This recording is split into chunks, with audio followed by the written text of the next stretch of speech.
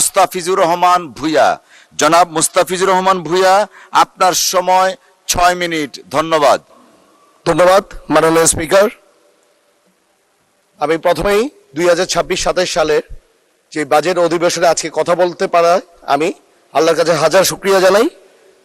এই বছর যে বাজেট অনুষ্ঠিত হচ্ছে, এটার জন্য সারা বাংলাদেশের মানুষ তাকিয়ে আছে। কারণ 17-18 বছর ধরে এই বাংলাদেশকে যেইভাবে ঋণে জর্জরিত করে রেখেছে, যেইভাবে আপনার যখনই আমরা দায়িত্ব পেয়েছি তার পরেই মধ্যপ্রাচ্যের যুদ্ধ লেগে গেছে।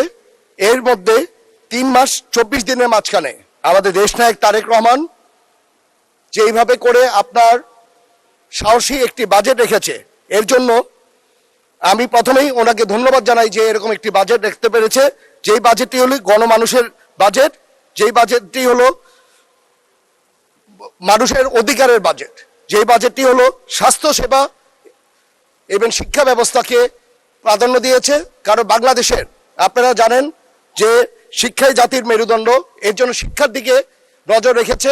ইভেন আমি যদি বলি, স্বাস্থ্য ব্যবস্থার যদি উন্নয়ন না হয়, এই দেশের মানুষের চিকিৎসার জন্য যেভাবে করে বাইরে যায়, যেভাবে করে বাংলাদেশের ডলার বাইরে চলে যায়, এটা থেকে আটকানোর জন্য স্বাস্থ্য ব্যবস্থার দিকে অবশ্যই আমাদের খেয়াল রাখতে হবে।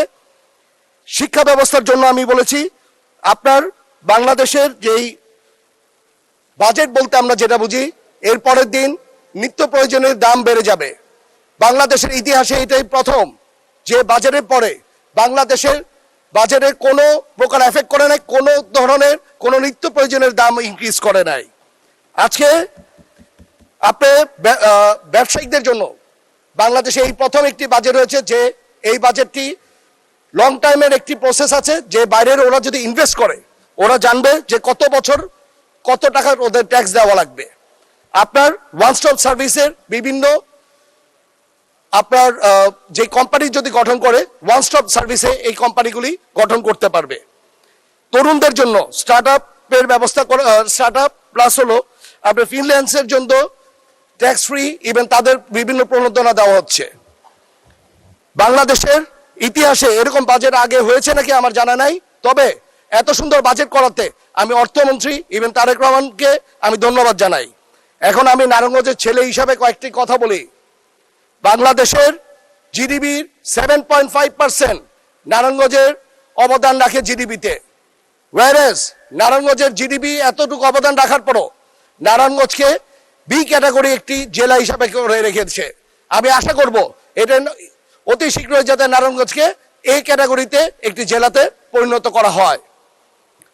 আজকে নারায়ণগঞ্জের সিটি কর্পোরেশনকে মেট্রোপলিটন সিটির জন্য আমি দাবি জানাচ্ছি। কারণ নারায়ণগঞ্জের ইন্ডাস্ট্রিয়াল জোন, নারায়ণগঞ্জের উপরে অনেক কিছু রপ্তানি নির্ভরশীল। এর জন্য আমি আশা করব যে এটা কি একটি মেট্রোপলিটন সিটি যাতে করা হয়। ফতুল্লা আন্তর্জাতিক স্টেডিয়াম, যে স্টেডিয়ামটা আপনি বন্ধ হয়ে রয়েছে, এই স্টেডিয়ামটা অবশ্যই যাতে অতি শীঘ্রই যাতে এটা চালু করা হয়। এখন আমি রূপগঞ্জের ছেলে, আমি রূপগঞ্জের যাদের ভোটের মাধ্যমে আমি সংসদে এসেছি, তাদের কথা না বললেই না।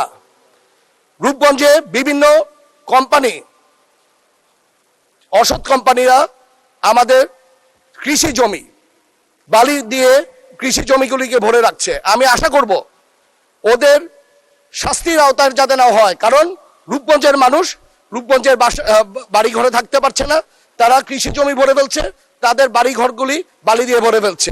আমি আশা করব এদেরকে শাস্তির আওতায় যাতে আনা হয়।